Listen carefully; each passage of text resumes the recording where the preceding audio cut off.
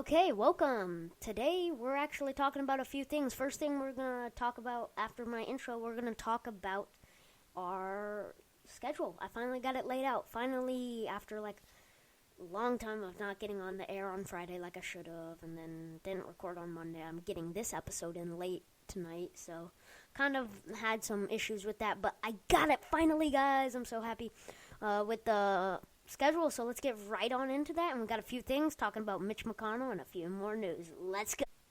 Welcome to the Perez Show, where we talk about current news, politics, and random stuff. I hope you enjoyed today's episode. And now I'm your host, Noah Perez.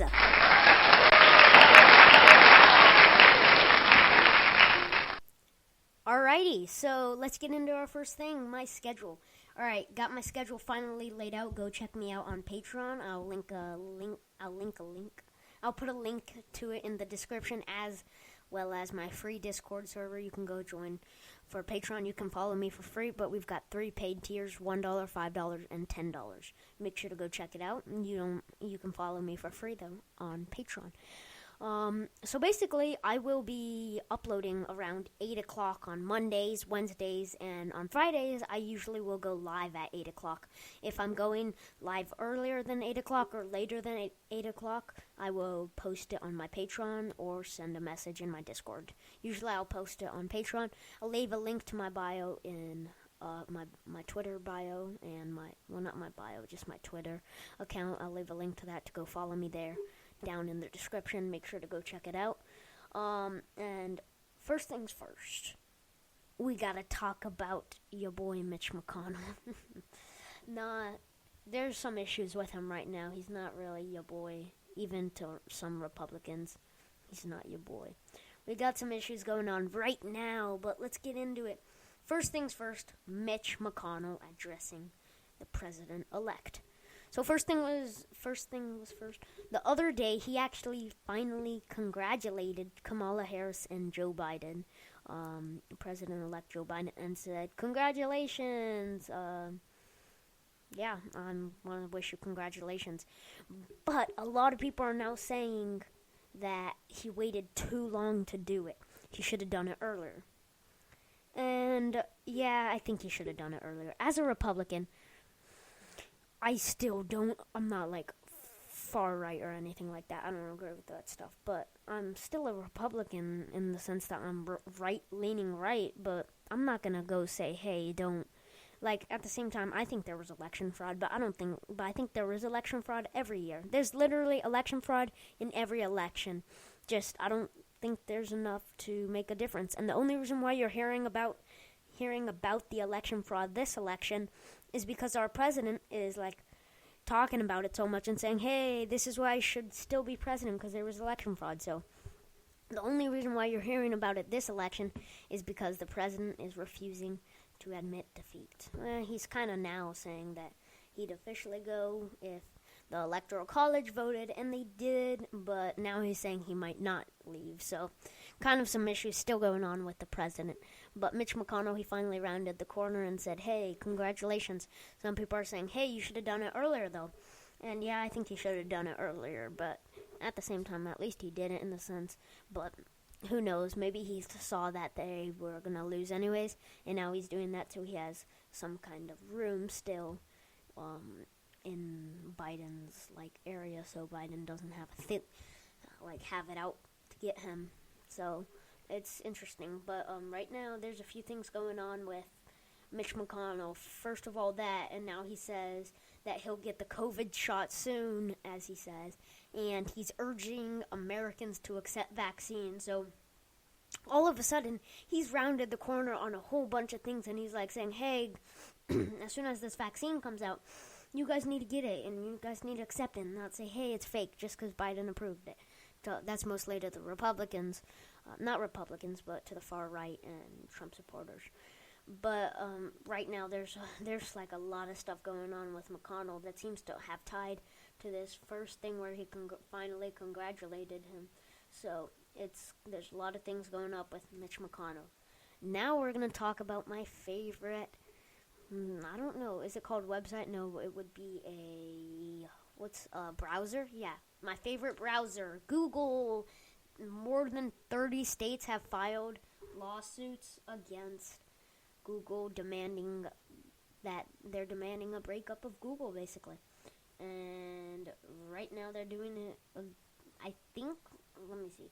So it's kind of weird because at first it was like some states were saying, hey, you need to stop or else we're going to sue you. Google didn't take it seriously. And they thought that was just 2 or 3 states. Now more than 30 states are suing them.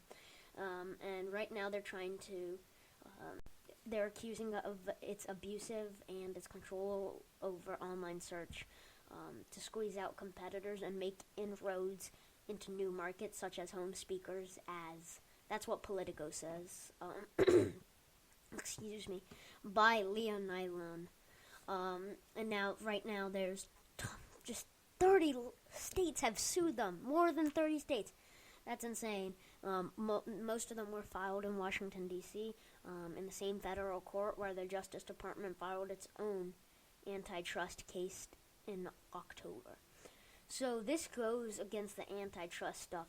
There are a few against Amazon, there are a few against Apple, and there's now more than 30 of them against Google. So this is a huge jump. It was just a few lawsuits that everybody thought, okay, there's something going on here, but they didn't have much evidence. And now all of a sudden, more than 30 states are suing them. That's more than half of the United States is suing Google. So that's kind of crazy. We need to make sure that we're still finding a way to get out of this, as some people are trying to say who work for Google. There's a thing that some people who work for Google are trying to say they're trying to find a way to get out of it. And right now people don't know if they're talking about get out of Google or get out of the lawsuits, because these aren't like representatives of Google. These are just normal employees that a research study talked to them about. So right now it's very interesting about how it's going on with Google. What's going on with them? Why are they like having so much suspicious things? They're acting pretty sus, if I might say myself. So Google right now has been sued from more than 30 different states for antitrust things. And then right now the vaccine is coming out, as they're saying. First thing, it was Pfizer, but now Moderna is trying to take on the outsized role in the U.S. vaccine effort. They're trying to be the biggest vaccine distributor right now with their own vaccine. And now, right now, Congress is trying to protect themselves, or not protect themselves, but they're expecting it, and by the veto clash with Trump on the defense bill. They're already expecting it. They just got to protect themselves. So they're basically bracing for it as if a plane is about to crash. And right now, there's this whole thing that was crazy. There is more than 300 inmates with confirmed COVID-19 cases, inmates at FCC Terre Haute. And right now, there was this one inmate who is scheduled to be executed. He actually tested positive for the virus. So that's going to bring up some issues on that. And right now, there's a thing by, I like this person a lot, John F. Harris. I read a lot of his stories that he says on his, when he ever posts these. I love him. He's very educated when it comes to this, and I think it's pretty cool, the stuff that he posts. And he's a journalist for Politico and a few different websites and news sites. He's very talented. I think you guys should make sure to check him out. And then I'll post a link to his Twitter in the description. But right now he's saying he's very educated. One of the things he was talking about was Joe Biden wears a kick me sign. That's what his story says. Right now, and the intro to his thing says, President-elect Joe Biden went on a rampage early this morning, lashing out at critics within his own party who say his appointments so far lack ideological and demographic diversity, and hinting that lawmakers who cross him can expect retribution once he moves into the White House on January 20th. So, Like I said, this guy, John Harris, is incredibly talented. I'll leave his Twitter in the description below. He's incredibly talented. But he's talking about this thing I actually saw this morning on a few things that Joe Biden kind of got a little ticked this morning. So, yeah, it'll be interesting, but I'll send that out. I'll send out John Harris's link to Twitter, his Twitter username. And right now he's kind of not under fire, but a lot of people aren't liking, or most Republicans, obviously, as they're against Biden himself, are not agreeing with the people he keeps choosing for his cabinet. And I can understand Republicans not agreeing with it, as they're on opposite parties as him. But there are some Democrats who aren't agreeing with him, as, first of all, like his Treasury lady. They're saying she's pro-China, so pro-communism. So I don't know about that. We'll have to see how it goes. But lately he's been seeming to get a little ticked off with even people in his own party. Not just that today, but a few other things. So it'll be interesting to see how that goes. And now we're going to actually talk about DeSantis. He's facing criticism over Florida's COVID-19 response. And right now, there's talking about how he's in trouble, and like a lot of people, he's like kind of in hot water because he like made a mistake with COVID, and how he's putting politics in front of lives. This comes over, as some people are saying, this comes from Trump. A lot of people say that Trump has made COVID worse in our nation. And I agree too. Not in the sense that I think that I still think he could have done a lot more to protect a lot more lives, but I'm not saying that 200,000 people would have lived if he had done better. There would have been a lot more people, I think, but not maybe that much. But the point is, this guy is saying they're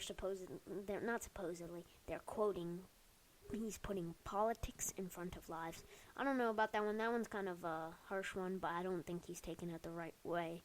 Because at the same time, I don't think they would have said that with somebody like Trump. They said he didn't do a good job with handling the COVID-19 pandemic, but I wouldn't hear someone say, President Trump is putting politics in front of lives. That seems kind of extreme for the president, so why do they put it on a governor?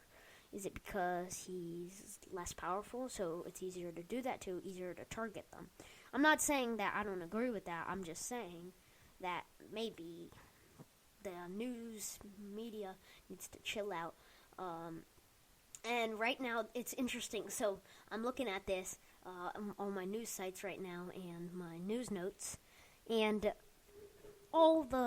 as people say, the left-leaning news right now are all talking about the stimulus. They're all talking about the stimulus in the sense that they have a lot of things posted on the stimulus, while something like Fox News and a few of the more Republican-leaning news sites are talking about, like, right now, not COVID necessarily, but they're talking more about the election. And I think the election is huge, but at the same time, why does it seem like people are forgetting we're in the middle of a pandemic and that more than like 200,000 people have died in the U.S. alone? I think that's kind of crazy. Actually, you know what? Excuse me. More than 3,000 people, let alone in the U.S., have died due to COVID. Not 200,000, but did I say 3,000? I meant more than 300,000. More than 300,000 people have died from COVID in the United States. And I think a huge part of that is our political and government handling of this virus. Not necessarily going to put blame straight on the president, because I think most of it was him, but obviously there were other people too. And I think this could have been handled a lot better. But it's crazy to think that we're in the middle of a pandemic, and it seems like half the people who are the media and the news are trying to ignore that fact. No, they admit that that there's COVID, but why are they not talking about it as much? And I get there's only so much you can say, because then you have to wait till more news comes on time. But why does it seem like there's more news about the election than there is about a pandemic, an epidemic that's around the whole world, not just our own country, which we're having lawsuits and more lawsuits and more lawsuits? Why, when we can talk so much about COVID and say all these things that we know, but yet you're choosing to ignore that fact because you want to talk more about the election that you already lost? And I'm putting this towards Fox News and the more conservative news sites. And whether you're a Republican or not, you know it's conservative news. Same thing with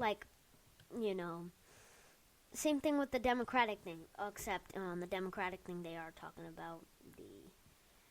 actually talking about the COVID pandemic. So the Democratic ones, like MSNBC, as you all know, they are very Democratic. They're very left, while Fox News is very right.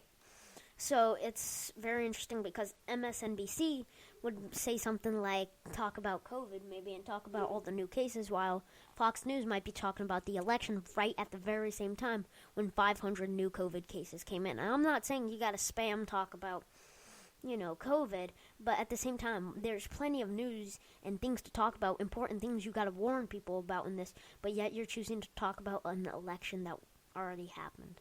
So it's very interesting to me. And I know there's many news every day as we're kind of coming around the holiday time, closer and closer to when President-elect Joe Biden takes office. I just think as we're nearing the holiday time, there's also going to be a lot more COVID cases. So I think it's kind of interesting, but I get why some sites are kind of almost, what's the word, like decriminalizing COVID, almost like kind of minimalizing it and stuff. And everybody knows that this is or most people know that it's a serious virus. At this point, if you really don't think that it's serious, then I'm sorry, but you're wrong. I don't like calling people wrong because I get people have opinions.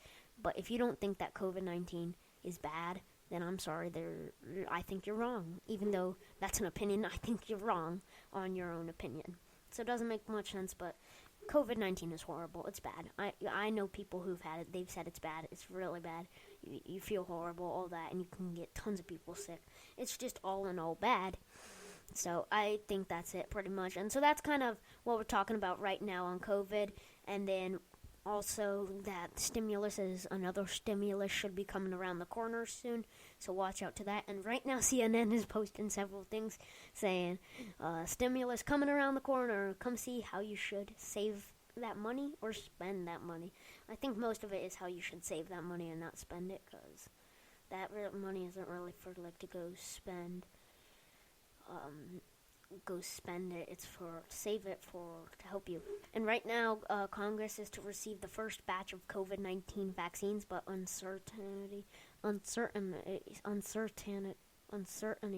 my gosh, I hate that word. I cannot get it. So certainty. And so with an "un" in front of that, what would that be? Uncertainty. That's it. Boom. There we go. Congress to receive first batch of COVID-19 vaccines, but uncertainty, oh my gosh, lingers. Oh my gosh, I can't get anything right today, can I, Noah? Oh my gosh. Anyway, so right now, Congress is set to get the first COVID-19 vaccine, and there's a whole news thing going on right now about tons of people on the front line who are saying, I've risked my life, and I was on the front line for like over 3 shifts, and I was there for almost like 2 days in a row on one shift basically, and they're like talking about all these horrible things that they had to go through to help protect people from COVID or help them while they had COVID, and yet they're at the bottom of the list for first people to get the vaccine. Because you got to remember, the vaccine isn't a cure. The vaccine is to help you so you don't get the virus and give you the antibodies that you need to fight the virus. It's not a vaccine it's not a cure, so if you have the virus, you give it to them. No, you only give it to them if they don't have the virus. So you're trying to protect them, like the nurses, Congress, the politicians. The first thing I would say is give it to the nurses. Give it to all the nurses and doctors first. Then you give it to the politicians. I get the politicians are important, but I feel like half these politicians have chances to be safe and stay away from COVID, yet half of them are choosing not to and choosing to go and try and get COVID not wearing a mask. So I take it as, sure, you got to give them the vaccine because they're important to us and they're all politicians. But at the same time, if they're like not listening and they're not wearing a mask when they could be easily and they get COVID, that's kind of on them. That was their fault. They should have worn a mask, and that's their fault. Now there's whole debate, still debate. I think it should be settled already. Some people saying that a mask really doesn't protect you, but I think it does pretty much. There is plenty of evidence to say that a mask still helps you whether you like it or not. There's plenty of evidence.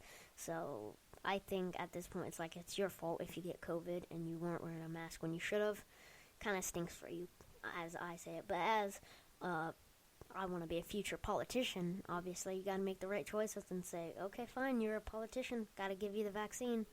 So it's very interesting about what you would really want to do compared to what you do for the public view of it. What'd your audience think of that? Yeah, you guys like my little speech there? That's nice.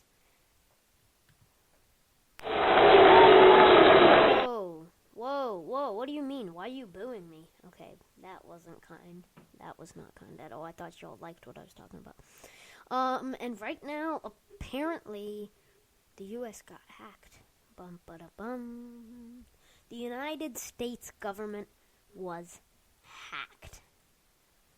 Uh-oh, what could that mean? Was this like some teen who was sitting at home hacking and he wanted to hack like our government agencies and companies?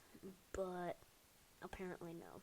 It was right now the U.S. Cybersecurity and Infrastructure Security Agency, the CISA, said thwarting the attack would be highly complex. Many suspect the Russian government is responsible. It has denied the claims as baseless. So, yeah. Basically, the U.S. government got hacked by Russia, and right now, and they're thinking it was by the Russian government, but now the Russian government is saying, hey, that's baseless.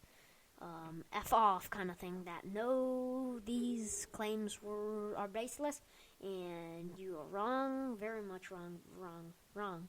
But the U.S. is like, bud, we really think you hacked. We really think you hacked. So, very, very interesting. And now, our final thing to talk about, we kind of touched on this last episode. We got to talk about, the pardoning of the people that our president can pardon. So, you know how he's got a bunch of pardons. One of the things he's trying to do, as you might know or might not know, he's trying to kind of pardon himself and pardon his friends and like his, not his friends, but like his advisors, and he's trying to pardon, Rudy Giuliani, because they're going to face a lot of not criminal stuff. I'm pretty sure they're going to face a lot of stuff and things they could get in trouble for as soon as he's out of office and is not protected as the president of the United States. Right now, Rudy Giuliani, other than having COVID, wants to pardon his family and him, and it's really crazy. It's a whole lot going.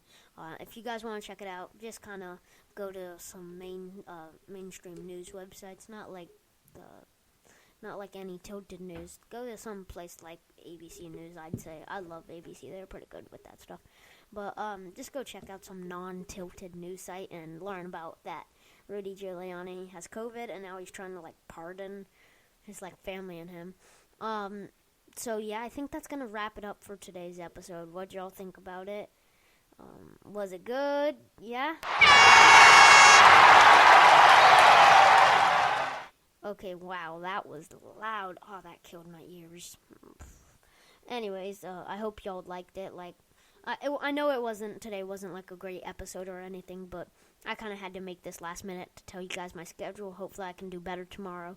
We got a live stream tomorrow at 8 o'clock p.m., and I can't wait to see you guys there. Hope to see a lot of y'all there. It'll be exciting. Hope you guys enjoyed today's episode, and yeah, let's get it. I'll see you tomorrow. Peace. Thank you for listening to The Perez Show. I hope you enjoyed today's episode. Have a great day. And Perez, out.